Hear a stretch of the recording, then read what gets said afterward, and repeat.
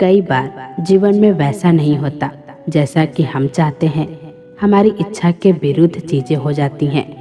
समय बीतने के साथ साथ हमें ये एहसास होने लगता है कि जो बात हमें उस समय ठीक नहीं लग रही थी, उसी बात के लिए आज हम ईश्वर का धन्यवाद कर रहे होते हैं।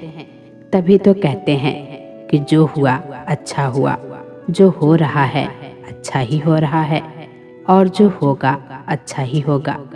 एक बहुत ही प्यारी कहानी सुनाती हूँ। एक राजा का विशाल फलों का बगीचा था। उसमें तरह तरह के फल लगे हुए थे और उस बगीचे का देखभाल एक किसान और उसका परिवार किया करते थे। किसान उस बगीचे से तैयार और मीठे फल रोज शाम को राजा के लिए ले जाता। एक दिन किसान ने बगीचे में आकर देखा कि नारियल, अमरूद, सेब, अंगूर, बेर सब पके हुए थे। किसान सोचने लगा कि कौन से फल आज राजा के लिए लेकर जाऊं। न जाने उसके मन में क्या आया।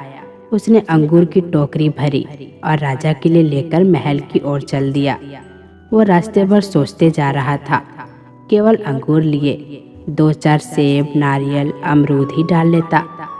अलग अलग फल देखकर राजा कितना खुश हो जाता। यह सोचते सोचते वो महल के बाहर पहुंच गया। उसने अंगूर से भरा टोकरा राजा के सामने रख दिया और थोड़ी दूर जाकर बैठ गया। राजा किन्हीं दूसरे ख्यालों में खोया हुआ था। शायद किसी बात से परेशान या नाराज था। अपने ही ख्यालों में गुम राजा टोकरी से एक अंगूर निकाल कर खाता तो एक खींचकर किसान के माथे पर निशाना लगाकर मारता। राजा द्वारा फेंका गया अंगूर जब किसान के माथे या शरीर पर लगता तो किसान कहता, ईश्वर बड़ा ही दयालु है। राजा फिर एक अंगूर किसान की तरफ जोर से फेंक कर मारता और जब वो किसान को पड़ता तो किसान फिर से कहता, ईश्वर बड़ा ही दयालु है। थोड़ी देर बाद राजा को अपनी गलती का एहसास हुआ। वो सोचने लगा, मैं किसान के साथ कितना बुरा बर्ताव कर रहा हूँ और प्रति उत्तर क्या आ रहा है। राजा ने किसान से पूछा, मैं बार बार अंगूर फेंककर तुम पर मार रहा हूँ और तुम्हें लग भी रहे हैं, फिर भी तुम कह रहे हो ईश्वर बड़ा ही दयालु है। किसान ने बड़े भोलेपन से उत्तर दिया, महाराज, बाग में नारियल, सेब, अमरूद, बेर ये सब तैयार थे, पर मैं अंगूर लाया। मैं वो सारे फल भी ला सकता था, पर ईश्वर की कृपा से ही मुझे ये भान हुआ कि मुझे अंगूर ही ले जाने चाहिए।